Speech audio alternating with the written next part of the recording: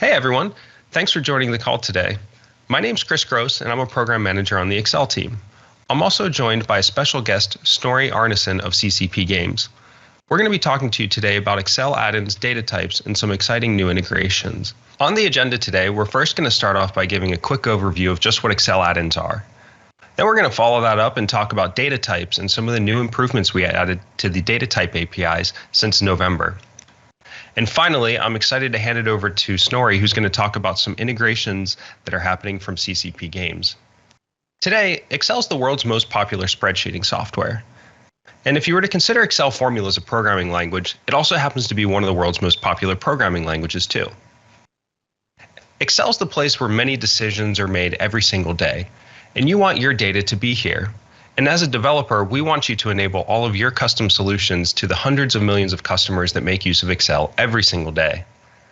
Office add-ins enable you to do that using Excel as a front end quickly and easily.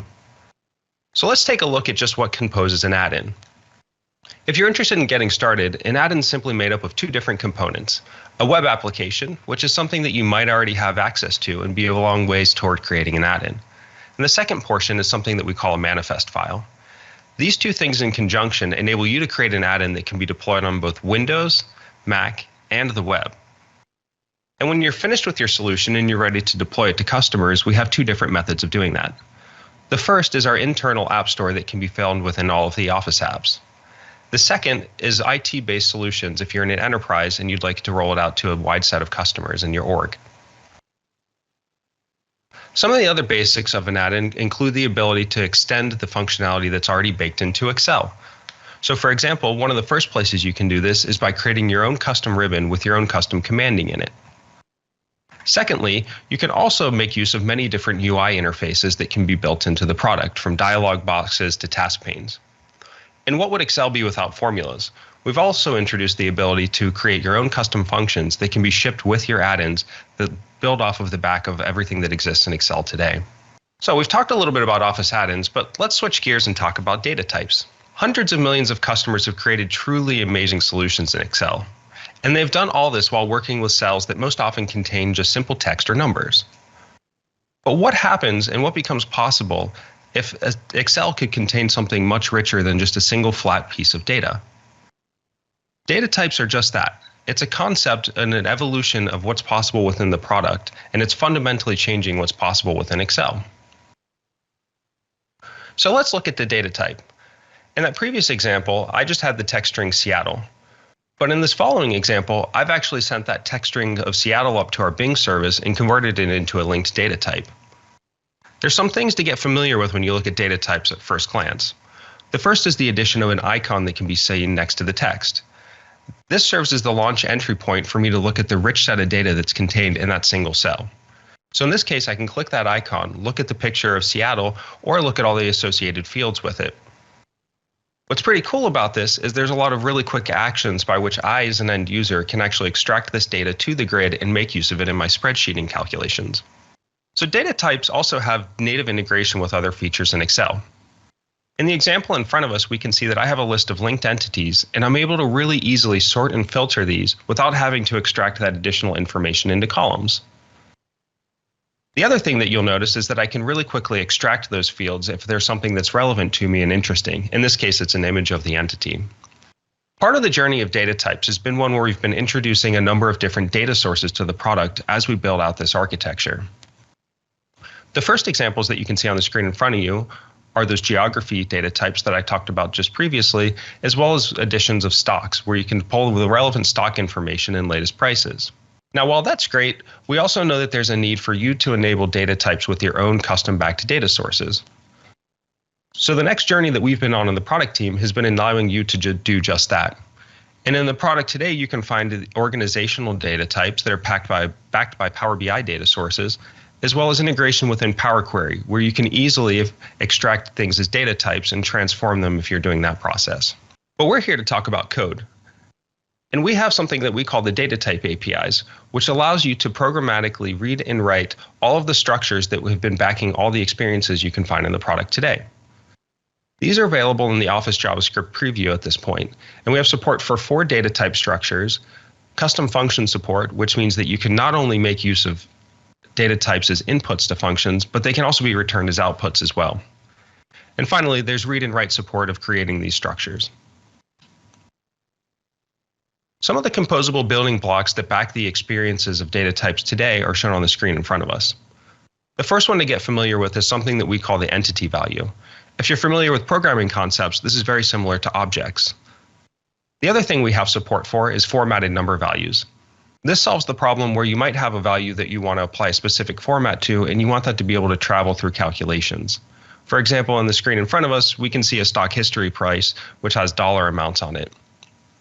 There's also support for web images that can exist within the grid and be used in the data type structures altogether. For example, in that card view we saw, or in the screen in front of us where we've extracted this image to the grid. And finally, we've also added support for our approved error systems. You can now read and make use of many of the improved errors we've been adding to the product. And part of the reason why we're doing this is we also believe there's a benefit of increasing developer velocity while also increasing end user engagement. We're building out a platform for developers to deliver on, and we want you to be able to create new and advanced experiences making use of many of the technologies that we've built today. We believe that data types will improve your time to production and reduce the amount of development time, given that it has deep integration in the product, and many of the things you might be trying to create, data types just do natively. When you think about making use of the data type APIs, it's also worth mentioning that we've built data type APIs with services in mind. So a common pattern that you might be employing is that you want to go ahead and call your REST API and you're getting some JSON back. If you're doing that today, you can go ahead and do that, and then all you need to do is apply the schema to those values and then return them to Excel. We'll handle the rest. It's really as simple as that. Specifically though, if you're looking to get started with the data type APIs, you're going to want to make use of a new API we've introduced that's called range.values as JSON. If you're already an Office developer, you might be familiar with something that's called range.values. These two APIs allow you to both read and write structures from the grid. The only difference is with the new values as JSON, it adds support for augmented information on all of those basic values, while also having support for our new powerful data types. In the example in front of us, we can also see a code snippet that illustrates this. In the first example, where I'm just using range.values, I can simply return the value 1 in the text string llama if I want to. But let's say I wanted to return something different from the text string llama, and instead I actually wanted to return an image. The call is almost the same. The only difference is the structure that I'm passing in happens to be a web image in this case. So as I mentioned, JSON's the format and data types have a schema backing them.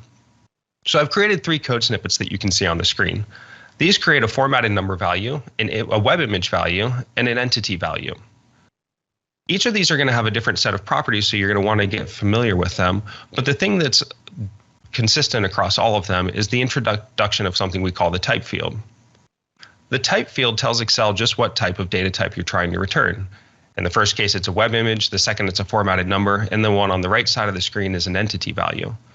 It's also pretty cool because you can deeply nest a lot of these structures. So for example, I can have an entity that contains other entities. It can contain formatted number values. All the stuff that if you play with data types built into the product today are backing those experiences. The final thing to mention is with that type field that we have an enum called excel.cellValueType. This has been introduced to aid you in authoring these different types. And as we continue to add more to the product in the future, this is where you can find access to those. The final thing I'd like to talk about are some new additions that we've also added to the APIs since we talked last. We've added support for reading and writing of linked entities, which are those data types that can be found deeply integrated within the product today. We've also taken an effort to allow you to customize the cards more extensively than in the first iteration of these APIs. As you can see on the right side of the screen, we have different sections of information with some of the built-in data types, and you can leverage these within your add-in as well. I find this pretty useful when you have information that you want to logically group with each other so you don't have a cluttered card, and it makes it easier for your end users to find the information they're looking for. The other thing we've added support for is provider information. In the bottom left-hand screen of all the cards, you can generally find a picture with a hyperlink that takes the end user to where the data source is coming from. You can make use of these too with your own custom image and your own hyperlinks that allow the end user to have confidence on where their data is coming from, or to reach out to your service if there's additional information that you'd like to show outside of Excel. We've also added a support for additional icons. In the first iteration, we just had that simple double diamond for all the icons next to the data type entities. In this case, we've allowed the support for all of the other ones that we're using in the product so that you can give a much richer experience and more context to your end users on what type of data you're delivering. And finally, we've also added extensive support for more property metadata. This is pretty cool because it allows you to leverage those fields that can be found within the entities and choose how you want them to display in the product. In some cases, you might want to show a piece of data in the card view. In other cases, you might want to make it available just to the grid. And in other cases, you might want to eliminate that data from the end user altogether and use it as a developer for programmatic access. You can do all of that with this new property metadata. That takes me through all the additions that we have today. I think I'd like to switch over and actually give a quick demo where we can illustrate some of the new concepts as well as data types in general. Hey everyone. Now that we're in Excel, let's get started with the demo for today. The first thing I'd like to share with everyone is how to get access to ScriptLab, because this is the main tool that I'm going to be using to demo everything today, and the main tool that I use when I'd like to prototype different add-ins.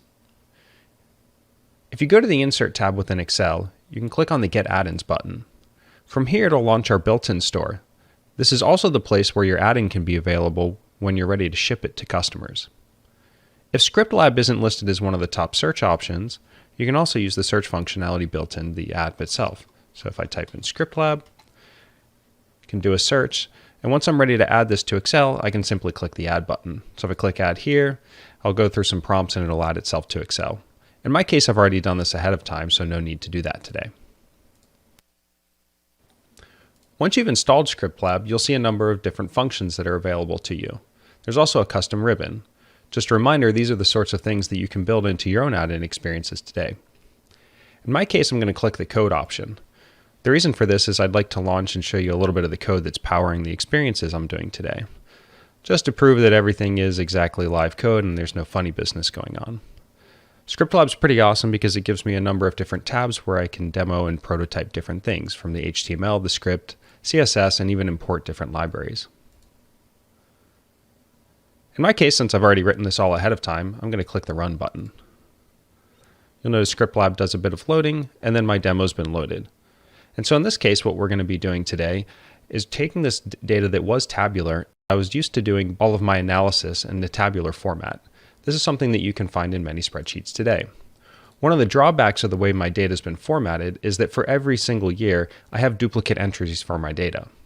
With data types, I can combine all these things into one logical structure and have all the power at my fingertips. In order to transform these to data types today, I'll just click the Get Data Types button. And what you'll see immediately is that I've been able to construct a sheet. This is based off a template view that I created on my own and something you can also provide within your own add-ins. Let's explore the new data types that I've introduced into the spreadsheet. You'll notice that all the items have now been listed as their logical names. Makes for a much more friendly user experience. If I'd like to access the card contained in these, I can click on that icon I mentioned before. From here, you can see all the various information that before was just contained with individual rows in that table. For example, the images are actually rendered as rich web images themselves, and so I can actually see the data without having to leave Excel. All of that year's sales data has also been included as its own structure. One of the cool things about entities is that they also support arrays. And with that array structure, Excel's actually smart enough to render everything as into tabular format, splitting everything by the individual columns or categories of data. So from here, I can actually see the years that I sold data, how much inventory I had, and the various bits of information associated with it.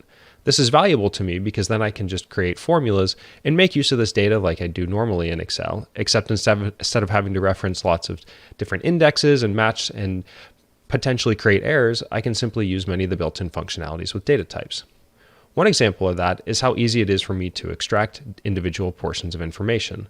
So for example, if all I wanted to do was pull out the individual inventory formats, I can click this button here, which will extract all of that and create an individual column for me. So now I know all the different bits of inventory that I have for given items. Something I've also done a bit ahead of time is a bit of analysis where I can see what the max profit was for a given year. So for example, in this case, I've selected wheels. You can see that there were 4 years where I had sales data. Here was the individual profit. This is in thousands. And then here was the max profit year that I had. And in this case, this is also another object or entity. So we can see that 2019 was the year where I had the most profit, and here was what the different stats looked like. Something else I can easily do is if all I wanted to do was do some sorting and filtering, and I didn't actually want to use formulas, For example, if all I'd like to do is see information about chains and also wheels, I can simply select those items, hit OK, and you'll notice that the data gets filtered. One other thing we'd mentioned was support for integration within custom functions. So let's flip over to another tab where I've written a custom function that'll extract even more information. All right, let's check out the individual items by category. In this case, I'm going to be using a custom function powered through ScriptLab and JavaScript to get all of the items by a different category. In today's case, we'd like to pull things by accessories.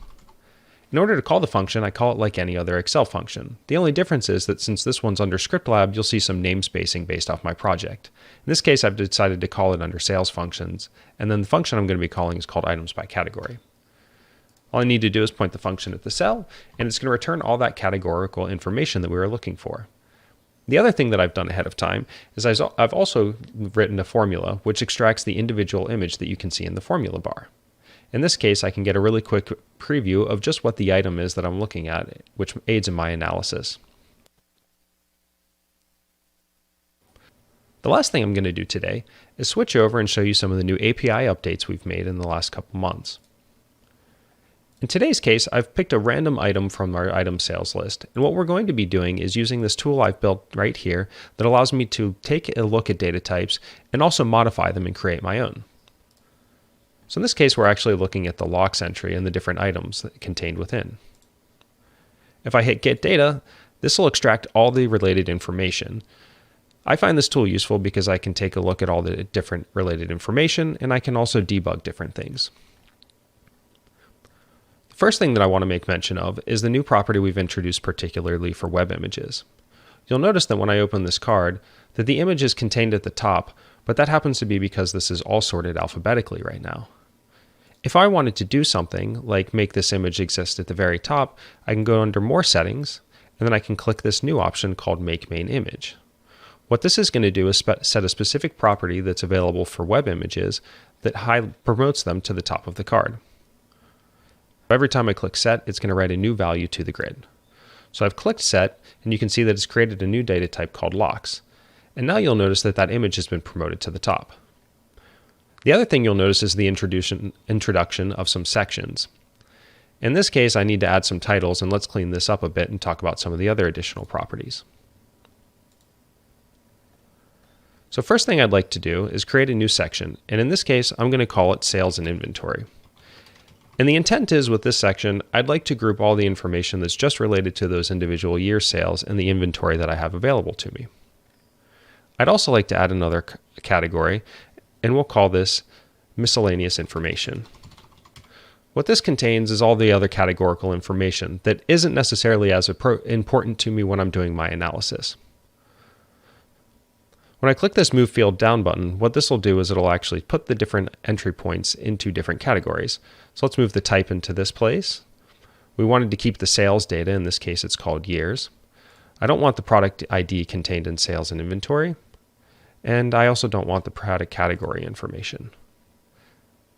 We can also move the image down there, even though this doesn't end up showing in the card because it gets promoted to that main image at the top. But I think for completeness sake, it makes sense to include here. I'll hit Set one more time, and you'll notice that we've got this new Locks information, and we're making use of those sections I talked about. Really quickly, I can dive into the information that's most important to me. But if I want to look at the other categorical information, that's also included and available.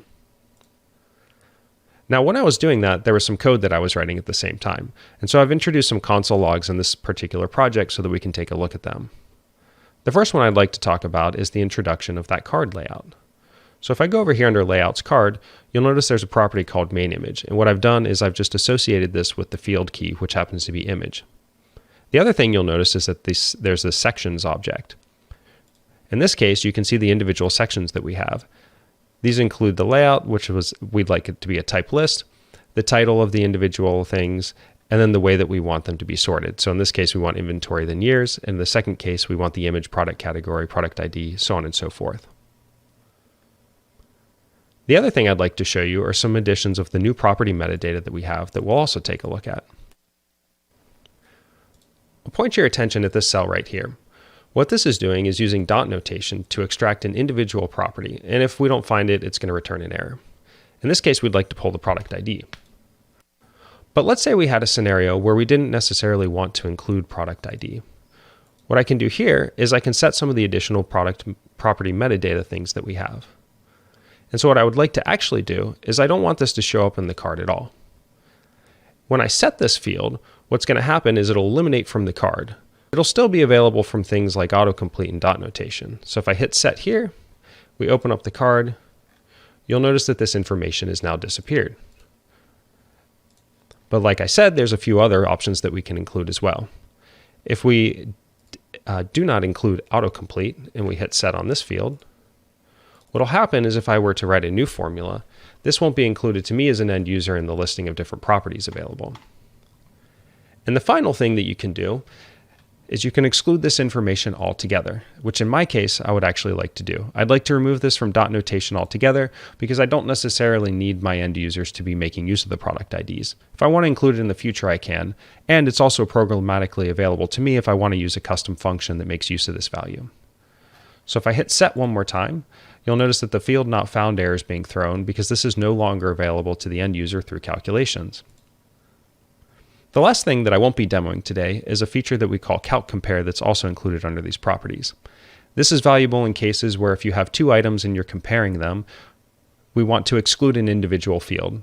So for example, if I was comparing two different product IDs and I excluded calc compare from one and included it in the other, the results of that formula would be false if I asked if they were the same things. The last thing that I'd like to do before closing out the demo for today is talking about the new icon support we have. So in this case, we're using the generic double diamond for all of our information here. But we've also introduced and have allowed you to make use of many of the icons that are available to data types today. So if I click this dropdown, I'm actually going to click one that makes more sense to me. In this case, I'm going to click the currency icon because technically we're actually talking about sales and that's the icon that I like. So if I hit set, you'll notice that this gets changed one more time. And the other thing to make mention of is where that property gets contained. If I go under here, under layouts, and then I click compact, you'll notice that there's a new icon property, and this allows me to refer to what the different icon is that I'd like to support. The other thing to make mention of are those individual properties that we set under property metadata. So for example, in the case where we had that product ID value, I can click on this property metadata, and there's an exclude from object. And within this, you can see the different places that I'm allowed to exclude this value from, and that's what's driving the calculations and the functionality. Hopefully this was valuable to you today, and I look forward to seeing the different things that you all build. Thanks for watching my demo. I'm excited to hand it over to Snorri now, who's going to talk about the new exciting integrations that CCP Games is doing with Excel add-ins. Thanks, Chris. Let me start with a short introduction. Currently, I'm the Director of Product for EVE Online, where I combine insights, analytical and consumer, experience and artistry into product vision and roadmap for feature teams. I'm also an Excel enthusiast. I've been fortunate enough to take part in almost every aspect of operations at CCP for the last 15 years, such as a senior producer for Dust 514 in Shanghai, senior director of strategy, director of financial planning and analysis, and hardcore modeling at MATLAB before CCP. I'm an industrial engineer and hold an executive MBA. Today, I'll cover the following: EVE Online, players, data, and the future. EVE Online is the ultimate sci-fi MMO. It's a sandbox economy simulation where almost every in-game item is player created. It launched on May 6, 2003, so is 19 years old and still going strong. We celebrate FanFest with our players in Reykjavik for the first time in 4 years. Millions of players have played EVE throughout the years and hundreds of thousands play every month. They generate enormous amounts of data every second through the core loop, which we call the infernal machine: resource gathering, processing, manufacturing, invention, destruction, salvaging, and in between travel, trade, and transportation. And now for a quick data overview. We have static data, minerals and ore competition, geographical information, stars, suns, etc., player behavior data, social interactions, chat, recruitment, invites, travel, and organizational, such as corporations and alliances. We have industry data, manufacturing volume, supply and demand, price history, and trade value. And finally, warfare data, losses and damage, ships killed, destroyed, territorial conquest, doctrines and tactics, ammunition, weapons, and so on and so on. But a lot of gameplay happens outside the gameplay itself. Strategy, where to go, what to do, which ships to invest in, how to get the resources. Players forecast trends. Everyone is using ship A. Should we invest in or plan for ship B? Should we corner the market on a specific resource? Should we attack a neighbor or set up a trade agreement? We want to support players with decision making, so we generate a monthly economic report as the EVE Online/New Eden central bank. And we grant access to some of the data for them to interpret and then use. The monthly economic report is on the website eveonline.com/news/monthly economic reports, where we go through a lot of the key economic figures by region, by geography, by corporation, by item, inflation, price indices, etc., etc. But we also offer players direct access to data through downloadable CSV files, but also third-party support and a public API. The esi.evetech.net/UI is an Eve Swagger interface. And the purpose is to allow third-party data usage and creation of custom tools. And data is part of the sandbox like everything else. Like I mentioned before, the business aspect of Eve is to predict trends, take long and short positions, and manipulate the market. But there's also a wider audience, hobby analysts, alliance and corporations, solo, and content creators like community builders and Twitch streamers. And large player corporations have a huge advantage. It's very likely that throughout their lifespan, they've had access to or even paid out of pocket for web developers or financial analysts to set up tools like tax collections, manufacturing pipeline, or trend analysis. This is a view of the data ecosystem where we have public access, personal access, and internal access. Publicly, we want to be able to update, refresh data on demand. We want to join custom data, prototype dashboards, and share with our corporation members. Personal access is available through logging into the ESI using your account information to discover data about yourself, your actions, your kills. But internally, I want Excel to become the standard way of power users at CCP. We need to get our hands dirty before we know what we want. So these are the same tools as the players require. Analysts and data scientists get to keep their specialist tooling suite. I'm going to go quickly through the user experience as we imagine it. Once the add-in is enabled, it appears as a branded tab in Excel, enabled by default by corporate IT or installed manually by players. At CCP, the EVE Online plugin would become pre-installed on CCP domain computers, and for external users, you'd download it through the Addins management.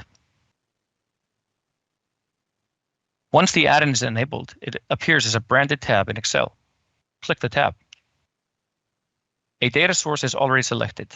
We can add a data source selector, ship data, market data, industry jobs, etc., etc. It's all a drag and drop dimensions. All the user needs to do is drag the data into empty pivot tables and start playing with the data and generate charts. As Chris mentioned, data types are extremely powerful. There's a variety of very interesting metadata in Eve that can be experimented with displaying inside of Excel. You see the ship, you can see here the ore, blueprints, and star systems. This is all information that you need to look up manually on a website while you're looking at the data instead of accessing it directly through Excel. As a power user of Excel, I have a long history of interactions. Internal tooling using macros and basic GUI back in 2005, working with financial OLAP cubes in 2007, direct SQL and V and horizontal lookups for custom aggregation, then Power Pivot, Tableau export to Excel, then direct Tableau data source access.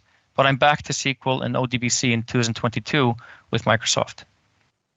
I'm looking at a bright future with a brand new SSAS connection, and the current API prototype that you see is incredibly promising. Thanks to Jacob and Chris for the fast turnaround. We already have data types, dynamic images, and real-time data in our prototype.